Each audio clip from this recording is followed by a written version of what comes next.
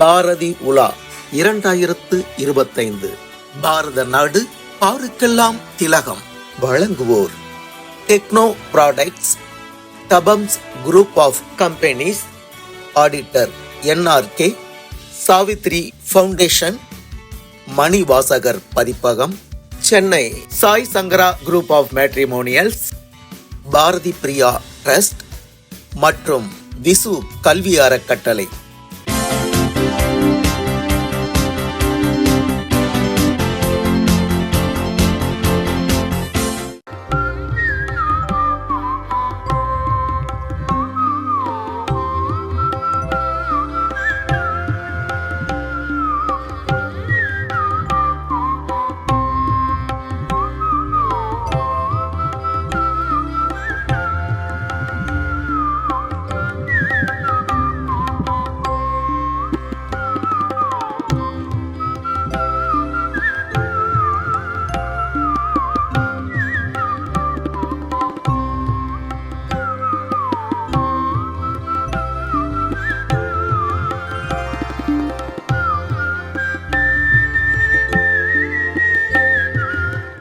அக்கினி குஞ்சொன்று கண்டேன், அது அங்கோரு காட்டிலோர் பொந்திடை வைத்தேன். அக்கினி குஞ்சொன்று கண்டேன், வெந்து வெந்து தணிந்தது காடு, வெந்து தணிந்தது காடு. தடல் வீரத்தில் குஞ்சொன்றும் மூப்பென்றும் உண்டோ, தத்திரிகிடதோ தத்திரிகிடதோ தத்தோ தத்திரிகிடதோ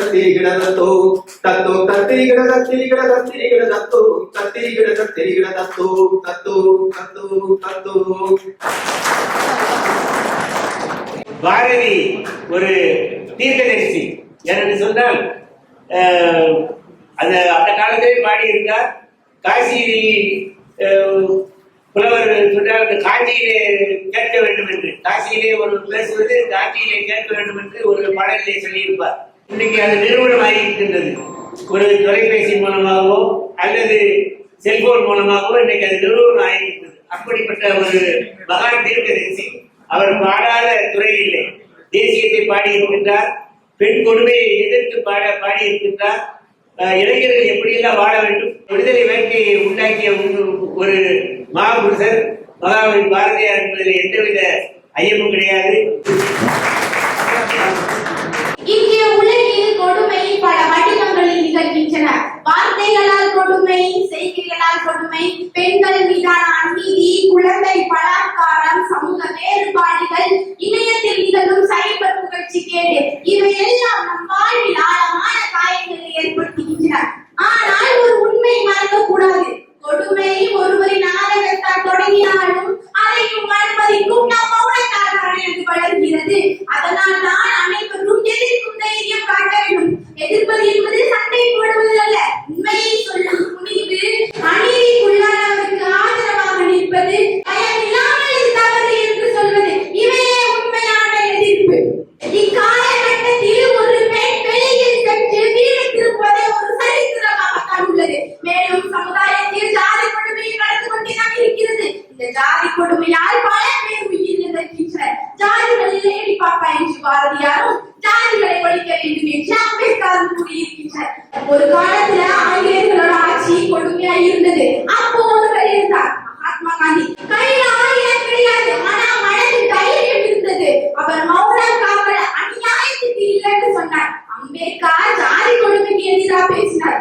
படிப்புதான் ஆயுதம்னு சொன்னார். அவர் பேசுறதா இன்றைக்கும் பலருக்கு உரிமை கிடைச்சிருக்காது. பெரியார் மூட நம்பிக்கைக்கும் பெண்ணாயத்துக்கு எதிராக பேசினார். திட்டினாங்க, எதிர்த்தாங்க, ஆனா அவர் நின்ற இடத்துல நண்பர்களே அவங்க 3 பேர் ஒரே வார்த்தை தான் சொல்றாங்க, கொடுமையை ஏற்றுக்காத.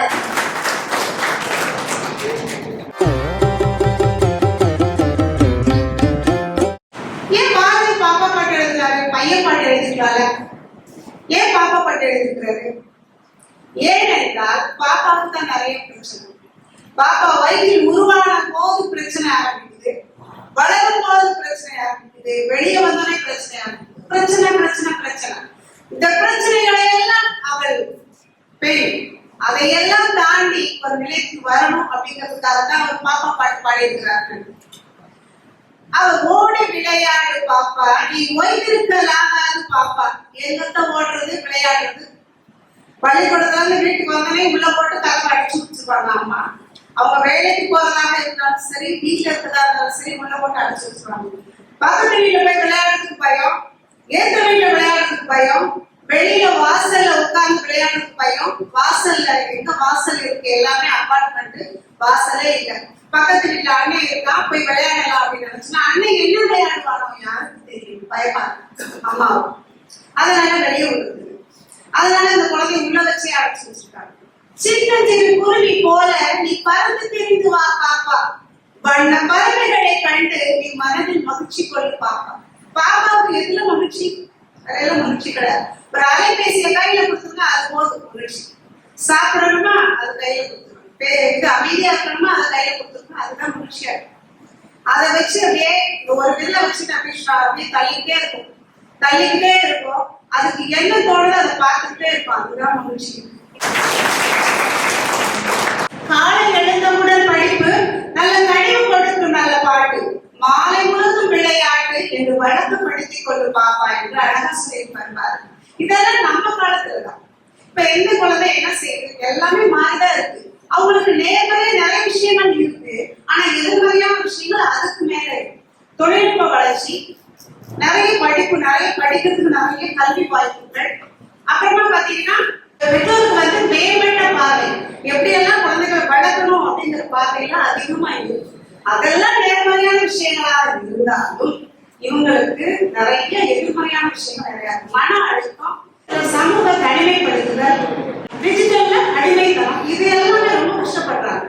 பாதகம் செய்பவரை கண்டால் நீ பயங்கொள்ளல் ஆகாது பாப்பா, மோதி மிதித்து விடு பாப்பா, அவர் முகத்தில் உமிழ்ந்து விடு பாப்பா என்று பாரதி அன்றே சொல்.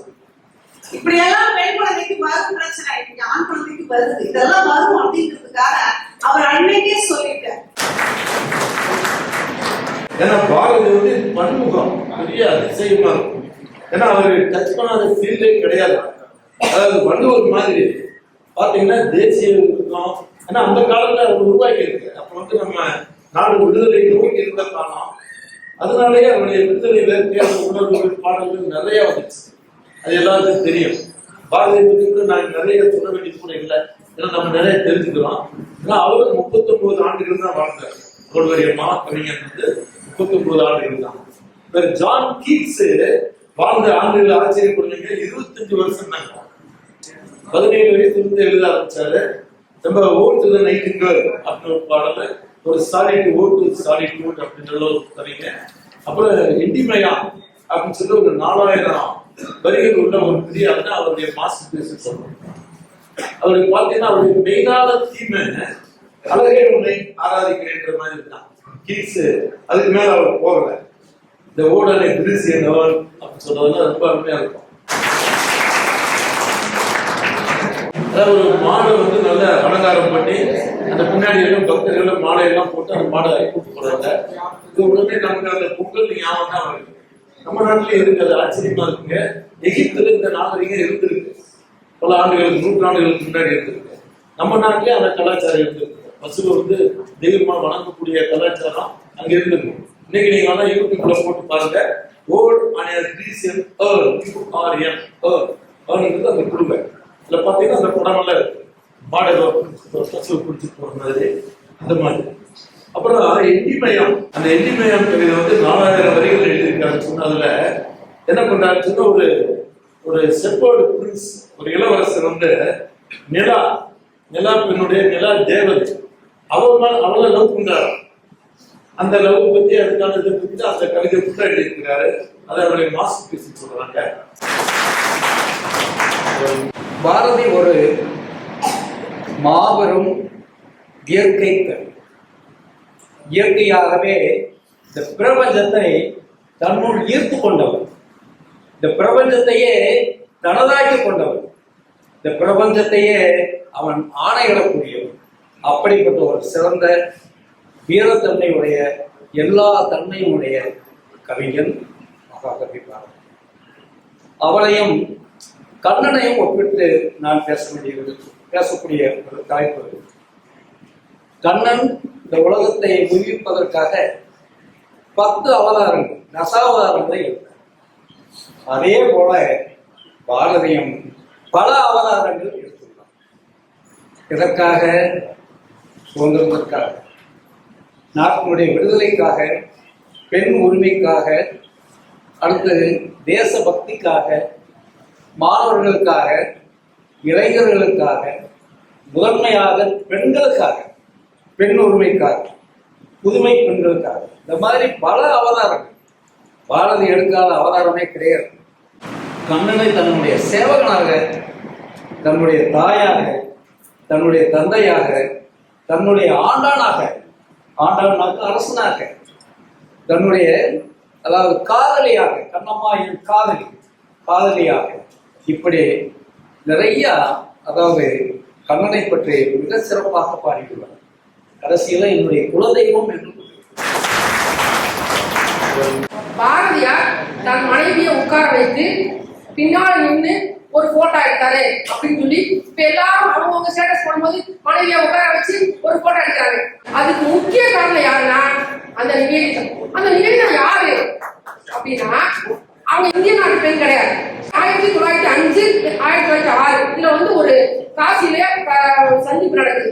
ஃபர்ஸ்ட் பாக்குறாரு. ஆனா கல்கத்தா பக்கத்துல ஒரு டம் ஒரு இடத்துலதான் பாக்குறதா குறிப்பு இருக்கு. ஒரு ரெண்டு தடவை பார்த்துப்பாங்க.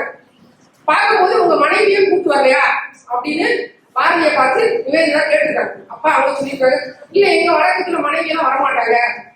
இப்படியா இருக்கீங்க, பெண் விடுதலை அடைஞ்சாதான் சமூக விடுதலை ஆகும், நாடு முன்னேறும் அப்படின்னு ஒரு பாரதிக்கு ஒரு உந்துதலா சொன்னது அங்கதான். அதுக்கப்புறம் தான் பாரதி வந்து பெண் விடுதலைக்காகவும் பெண் சுதந்திரத்துக்காகவும் அத்தனை பாட்டுகளையும் அத்தனை இந்த புதுமை பெண் எல்லாமே பெண்களுக்கு வந்து கல்வி வேணும், பெண்கள் வந்து கல்யாணம் கல்யாணம் கொடுக்க கூடாது, அவங்க மறு விவாகம் பண்ணிக்கலாம் அப்படின்னு 10 கட்டளைகள் மாதிரி மோசை கட்டளை போட்ட மாதிரி 10 கட்டளைகள் மாதிரி பாரதியார் கவிதையில எழுத ஆரம்பிச்சது. காரணம் என்னன்னா அந்த நிவேதிதாவை சந்திச்ச பிறகுதான் அவருக்குள்ள ஒரு உந்துதல் ஏற்பட்டு மகாகவி பாரதியார் வந்து பெண் விடுதலை இன்னைக்கு எல்லாம் சைடு அதுல எல்லாருமே ஒரு ஆட்டோ ஓடுறது பெண்ணா இருக்கு, ராக்கெட் ஓடுறது பெண்ணா இருக்கு, முதலமைச்சர் பெண்ணு, பிரதம மந்திரி பெண்ணு, உலக அதிபர் எல்லாரும் பெண்களா இருக்கும். இன்னைக்கு எத்தனை பேர் பெண்கள் இருக்கோம். இதுக்கு எல்லாத்துக்கும் மூலதனம் புத்தித்தவர் யாருன்னா நம்ம இந்தியாவை தமிழ்நாட்டுல பாரதியார் மட்டும்தான். பாரதியார் அவங்க வந்து பாண்டிச்சேரியில இருக்கிறார். பாண்டிச்சேரியில இருக்கிற காலத்துல எப்படி இப்ப நம்ம மொபைல் இருக்கு, அது இருக்கு, இது இருக்கு, எப்படி ரீச் பண்ணுறோம், அப்பயுமே வந்து அந்த தகவல் பரிமாற்றத்துல அவங்க பாரதியார மீட் பண்றதுக்கு ஒரு அப்பாயின்மெண்ட் வாங்கிட்டு போறாரு. 2 பேரும் ஒருத்தர் பாராட்டிக்கிறாங்க, ஒருத்தருடைய கவிதைகளை ஒருத்தர் பரிமாறிக்கிறாங்க. அதுல நீல சலதி அப்படிங்கிற ஒரு கவிதையை வாசிச்சு காமிக்கிறாரு பாரதியார் வந்து பாரதிதாசனுக்கு. அதை கேட்டுட்டு இவர் ரொம்ப பெருமைப்பட்டுட்டு நம்மளுடைய நட்பு வந்து ரொம்ப தொடர்ந்து இருக்கணும் அப்படின்னு சொல்லிட்டு அப்படியே போகுது. இவங்களுக்குள்ள எப்படி ஒரு நட்பு இருந்தது அப்படின்னு கேட்டீங்கன்னா, இவருடைய கவிதைய அவர் வந்து திருத்துறாரு. பாரதிதாசனுடைய கவிதைய திருத்தி கொடுக்குறாரு. எப்படி நம்ம ஸ்கூல்ல வந்து திருத்தி கொடுப்பாங்களோ அது மாதிரி திருத்தி கொடுக்குறாரு. அவர் பாத்தீங்கன்னா இவருடைய கவிதைய, தட் இஸ் பாரதிதாசன் பாரதியாருடைய கவிதைய பத்திரிகையில போடுறதுக்கு ஏற்பாடு பண்றாரு. ஒருத்தர் பீச். அதே மாதிரி தன்னுடைய என்றென்றும் கவியம் அப்படிங்கிற ஒரு பாரதிதாசன் புக்ல இந்த பாரதியாரை போய் பார்த்துட்டு வந்த அந்த சந்தர்ப்பத்தை ரொம்ப அழகா வர்ணிச்சு, எனக்கு வந்து பாரதியார் வந்து ஒரு தெய்வம் அப்படின்னு அவரை ரொம்ப புகழ்ந்து தள்ளுறாரு. ஏன்னா 2 பேரும் ஒரே கருத்து ஒருமித்தவங்களா இருக்காரு. 2 பேருடைய கருத்துல வந்து முக்கியமான கருத்து என்னன்னு அப்படின்னு நம்ம பார்த்தோம் அப்படின்னா, ஏற்கனவே நம்ம எல்லாரும் சொன்ன மாதிரி பெண் விடுதலை. மாணிக்கவாசகர் சிவபெருமானை பற்றி திருப்பள்ளி எழுச்சி பாடியிருக்கிறார். தொண்டரடி பொடியாழ்வார் திருமாலை பற்றி திருப்பள்ளி எழுச்சி பாடியிருக்கிறார். ஆண்டாளுடைய பாசனம். இப்படி இந்த பக்தி இலக்கிய காலங்களில் திருப்பள்ளி எழுச்சி எல்லாம் அவரவர் சார்ந்த கடவுளை பற்றி பாடப்பட்ட பொழுது முதல் முறையாக பாரத மாதாவை பற்றி திருப்பள்ளி எழுச்சி பாடியவர் மகாகவி பாரதி. பாரதியார் பல விஷயங்களில் முதலாக இருக்கிறார். அதெல்லாம் சொல்வதற்கு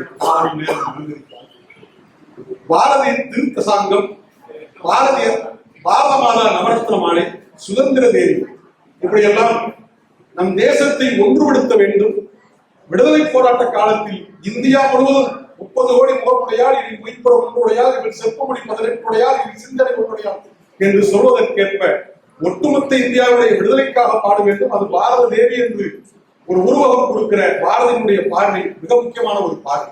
கம்பன் சரஸ்வதி அந்தாதி பாடினார், குமரகுருபரர் சகலகலாவள்ளி மாலை பாடினார், காளிதாசர் சாகுந்தலம் பாடினார். எல்லா கவிஞர்களும் அம்மன் மேல் பக்தியோடு பாடினார்கள். பாரதி மட்டும்தான் சக்தியை பாரத மாதாவாக பாடினார். நம் தேசத்தின் மேல் உயிரை வைத்தவன் பாரதி. பாரதியை நீங்கள் விமர்சிக்க வேண்டுமா? பாரதியை படியுங்கள். கர்சன் பிரபு இருந்த காலத்தில் லேடி கர்சன் பிரபு நமக்கு அகேன்ஸ்டா இருந்தவர், பல முடிவுகள் எடுத்தார். லேடி கர்சன் அப்போ மறைந்திருக்கிறாங்க. அதை பற்றி பத்திரிகையில இவர் எழுதுறார், நம் பகைவனே ஆனாலும் அவர் வீட்டில் ஒரு துக்கம் இருக்கும் பொழுது அதை விமர்சித்து அதை பற்றி அதை சில பேர் அதை கொண்டாடி இருக்கிறாங்க. அதனால் அதை கண்டித்து நாகரீகமாக ஒரு செய்தி எழுதியவர் பாரதி. அவ்வளவு கண்ணியமானவர்.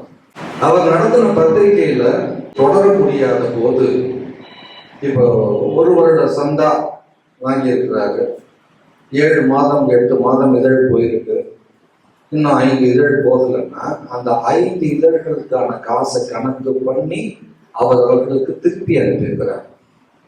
யார் பண்ணியிருக்கிறார்? இந்த மாதிரி அவருடைய தனிப்பட்ட சிந்தனைகள், அவருடைய குணாதிசயங்கள், இதெல்லாம் நிறைய சொல்லலாம். அவரே ஆசைப்பட்டது தன்னுடைய புத்தகங்கள் எல்லாத்தையும், தன்னுடைய கவிதைகள் கட்டுரைகள் எல்லாவற்றையும் தொகுத்து புத்தகமாக கொண்டு வரணும்னு ரொம்ப ஆசைப்பட்டார். அதுக்காக கடன் எல்லாம் கேட்டு நிறைய பேருக்கு கடிதம் எழுதுறாரு. அந்த கடிதம்லாம் படிச்ச உங்களுக்கு கண்ணீர் வரும். இதுக்கு நான் வட்டி போட்டு கொடுத்துட்றேன், எனக்கு இந்த புத்தகங்களை வரணும், அதுக்கு தான் ஆசைப்படுறேன் அப்படின்லாம் உருக்கமாக பல பேருக்கு கடிதம் எழுதுகிறார். அது நடக்கல, அவர் காலத்துல நடக்கல. ஆனா இன்னைக்கு பாரதியாரோட புத்தகங்கள் தேசிய உரிமையாக்கப்பட்டு எத்தனை மொழிகளில், எத்தனை நாடுகளில், எத்தனை விதமான பதிப்புகள், எத்தனை பார்வைகள். ஆனா பாரதிக்கு ஏது அழிவு? ஆனால் இதெல்லாம் அவன் அறிந்துதான் இருப்பான். ஏன்னா அவன் வருமுன் உணர்பவன். ஆனந்த சுதந்திரம் அடைந்து விட்டோ என்று பூமியடி என்று பாடினவன் தான் அடையறதுக்கு முன்னாடியே. அப்ப என்ன ஒரு பாசிட்டிவிட்டி, என்ன ஒரு நம்பிக்கை.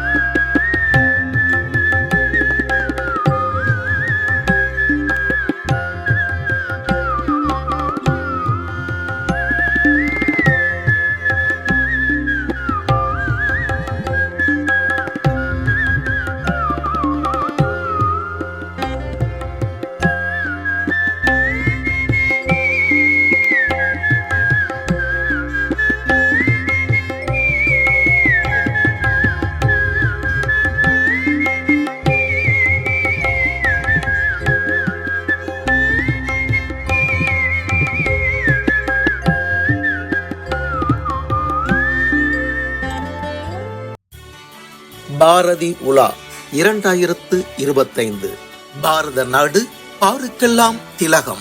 வழங்கியோர் டெக்னோ ப்ராடக்ட்ஸ், தபம்ஸ் group of companies, auditor NRK, Savitri foundation, Manivasagar Pathippagam, Chennai Sai Sankara group of matrimonials, Bharathi Priya trust மற்றும் விசு கல்வி அறக்கட்டளை.